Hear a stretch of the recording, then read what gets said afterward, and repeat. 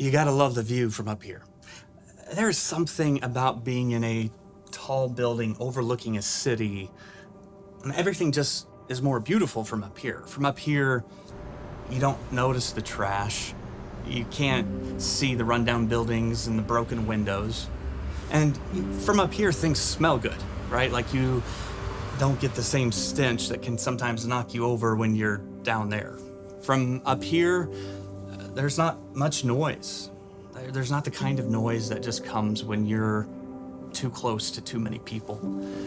From up here, there's no one to hit you up for a few bucks. There's no one to honk at you because you're going too slow. And so from up here, you don't have to think about, well, all the people and all of their problems down there. Up here, things are comfortable. Down there, things are crowded. Up here, things are peaceful. Down there, they're stressful. Up here, you can relax. Down there, you're more on edge. Up here, you can do things your way, but down there, other people get in your way. Up here, things are clean. Down there, things are messy. And it seems to me that most people spend their lives trying to get up here. And people who are down there look up here and wonder what life would be like. It certainly seems easier up here than down there. And I think a lot of us who want to make a difference with our lives, we live with this tension. We want to make a difference in the world. We want to make a difference in the city, but we want to do it from up here. And I guess what I would say is that impacting people one at a time, it's pretty hard to do from up here. It happens down there. It happens in the streets.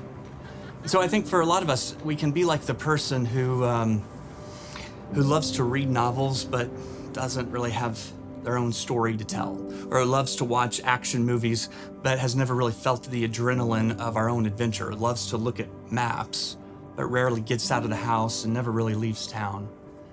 And as we study the stories of life change that are recorded in the Gospels, I don't know about you, but there's something in me that comes alive where I want to have those stories to tell. I want to have that kind of impact. I want to make that kind of difference out there.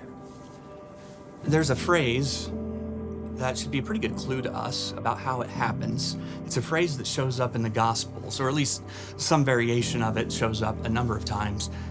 The phrase is along the way. And what you'll notice is that so many of the one-at-a-time stories that happen in Scripture happen along the way, right? Like Jesus is on the way somewhere when he meets someone. Might even seem like an interruption, but it's someone who has a question or someone who has a need, someone who's confused or someone who's hurting. And I would just say most of the time, one-at-a-time stories begin along the way when you get out of the house, when you get out of the office. And if you just stopped spending so much time up here and spent more time down there, you might be surprised at the one-at-a-time opportunities that come your way.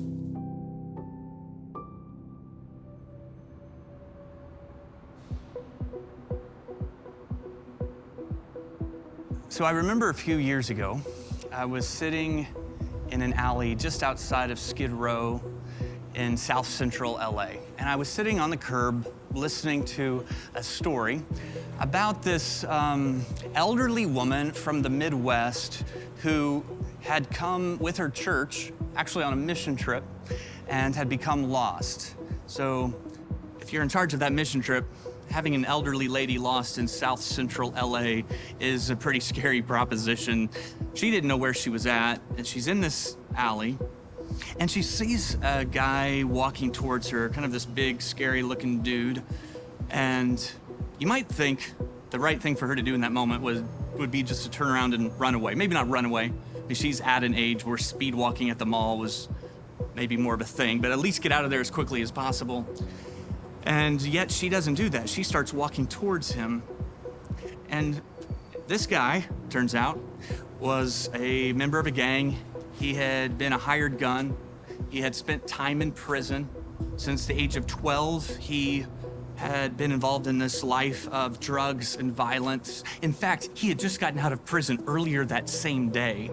And now she's walking towards him and she talks to him. And he's kind of thrown off by this.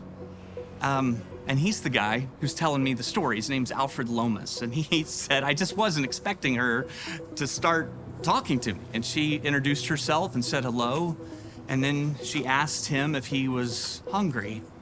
He said he was hungry. And she said, well, if you show me where I am, if you help me know where to go, I'm lost. If you help me with this, I'll help you get some food. And she took him to a place called the Dream Center, where Alfred got some food, and he ended up spending about a year in a program there for guys like him. And while he was there, he experienced the life-changing love of Jesus. Alfred takes me around and he shows me what God is doing in South Central LA, where he now oversees efforts to bring food to people who are hungry. And he also helps bring peace between rival gangs. The city of Los Angeles has spent tens of millions of dollars and passed numerous laws trying to do something about the violence in that part of the town. But Alfred is making a difference on the streets, and he's doing it one person at a time, because that's how Jesus reached him in the most unlikely of ways, through an elderly lady from the Midwest who got lost in an alley. On the night Jesus was arrested to be crucified, he spent some time with his closest followers, and he talked to them about his will for their lives. In John chapter 14, we read about some of his final words to them. After explaining to them that he would no longer be with them, he reminds them of his primary purpose. He says in John 14, verse 34, "A new command I give you, love one another." It's not a new suggestion, it's not a new idea or a new proposition or a new recommendation. Jesus says, this is my command for you. But why does Jesus call it new? Because it's not new. Loving other people was often his central message. What Jesus says next is what makes it new. He says, as I have loved you, so you must love one another. And Jesus had shown them a new way to love. In fact, the disciples hear these words, I think, differently, because they hear these words with freshly washed feet. Moments earlier, Jesus had knelt down and humbly washed the dust and the dirt and the grime out from between their toes. They knew what he meant when he told them his will was for them to love others the way he had loved them. It's a love that puts others' needs ahead of our own. It's the kind of love that considers others better than ourselves. It's the kind of love that doesn't insist on its own way. It's the kind of love that doesn't keep a record of wrongs. I think one of the words that best describes the love of Jesus is this word, okay? Proximity. Proximity. At Christmas, we celebrate that Jesus loved us enough to come and be with us. That's what the word Emmanuel means.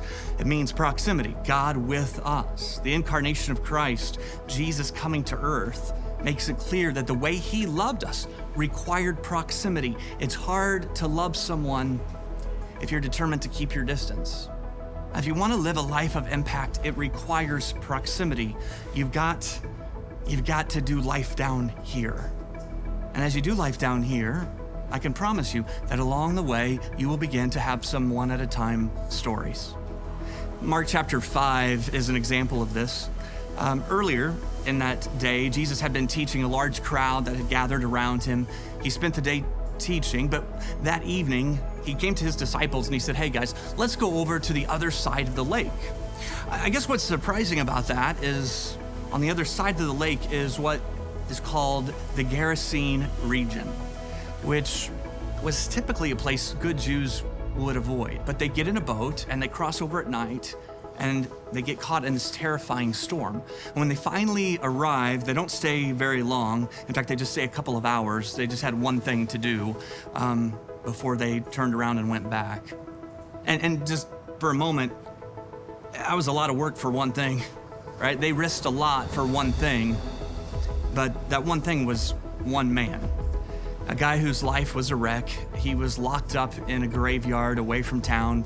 People did everything they could to avoid this guy, but Jesus goes out of his way to see him, to be close in proximity to him. And Jesus spends some time with this man, and this man's life is completely changed. He met Jesus, he discovers healing, and his life becomes whole. And I don't know about you, but I want to be able to tell stories like that. I mean, maybe they don't include a near shipwreck and meeting a guy who's been locked up in a graveyard, but I want to be able to tell stories of introducing Jesus to people who have been ignored and overlooked and outcast. And that's what I want for you too. But I'm just telling you, it won't happen by accident. And I mean, it won't happen if you stay up there. It will happen along the way. It will require proximity. A few years ago, I had the privilege of doing a funeral as a pastor for a lady named Brittany, a young lady. In fact, she was 17. I really didn't know her, didn't know much about her, but I was really inspired by her life. And she just had a huge heart for people. Brittany recently, before she passed, had opened up a checking account, and the first and only check she would ever write in her life was made out to Compassion International as she started to support a child. While I was at the house with the mom and dad, her mom brought me a spiral notebook and showed me a prayer that Brittany had written in her journal the night before she died. And I want to read part of her prayer to you. Brittany wrote in her journal, "God, I can't fathom how much you feel when one of your children suffers, but I've had a glimpse of your heartache. Please fill me with your wisdom that I won't just watch others suffer, but that I'll be able to say what they need to hear." She wrote, "As a new week approaches, my dangerous prayer is that you'll place broken-hearted people in my path and fill me with you so that I can let your love heal their pain." And that's a great prayer for us too. In fact, let's just call it the proximity prayer. If you've been up there, you got to get down here. It means you got to get out of the house, you got to get out of the office, and then every day you pray and you say, "God, today would you put people in my path, and would you fill me with you so that your love can heal their pain?"